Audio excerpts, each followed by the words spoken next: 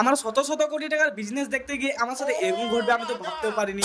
হ্যাঁ তো চলো পুরো ভিডিওটা দেখো তবেই তো বুঝতে পারবে। আর এই বেশ আমাদের ফারাক্কা ব্রিজ টাকা পেরিয়ে যাচ্ছে। হ্যাঁ হ্যাঁ, তোমরা তখন ভাবছো যে এত কোটি টাকার মালিক হয়ে মোটরসাইকেল কেনা যাচ্ছে। হ্যাঁ সবটাই বলছি তোমাদেরকে। আমার ফরচুনারটাতে মুরগিতে পায়খানা করে দিয়েছে, তার জন্য আমি আনতে পারি। আর আমি তো পুরো 55 বছর পর যাচ্ছি আমার শত কোটি টাকার ব্যবসাটাকে দেখতে। আর এখানে যেতে যেতে তো শুধু এটাই শুধু সবার মুখে শুনছি, তোমরা একবার শুনে নাও।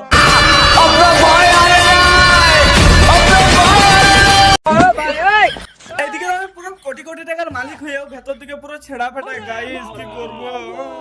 আর যেহেতু আমার 555টি পাথর খাদান, তার জন্য আমি সব ভুলেই গেছি যে আমার কোন খাদানটা কোন খাদানটা। তারপর আমার একটা কর্মচারীর মুখ থেকে জানতে পারলাম যে এই শালা গরিব, তোর এখানে কোনো খাদান আছে? শালা গরিব কোথাকার বেকারি চলে এসেছে। আর কর্মচারীদের মুখে এরকম কথা শুনে আমি তো পুরো ঘাবড়ে গেছিলাম যে আমাকে চিনতে পারেন নাকি। হ্যাঁ হ্যাঁ, চিনতে তো পারবেই না, আমি 55 বছর পর এসেছি এই মার্কেটে। আর এখানে কিন্তু শেষ নয়, এটা হচ্ছে আমার সেই খড়ি খাদানটা করার একটাই উদ্দেশ্য, এখান থেকে আমার হাত খরচাটা বার করার জন্য। আর এত কোটি টাকা দিয়ে খড়ি খাদানটা করেছি গাইস, কিন্তু দুঃখের বিষয় আমাকে এক কাপ চা খেতে পয়সাও দেয় না ম্যানেজারে। আর সেই দুঃখে তো আমি ভিডিও বানাচ্ছি, কারোর কাছে তো ভালোবাসা পাই না, তোমাদের কাছে যদি একটু পাই। আর হ্যাঁ, তোমাদের জন্য ভিডিও বানাচ্ছি, তোমাদের লাইক সাবস্ক্রাইব করবে না।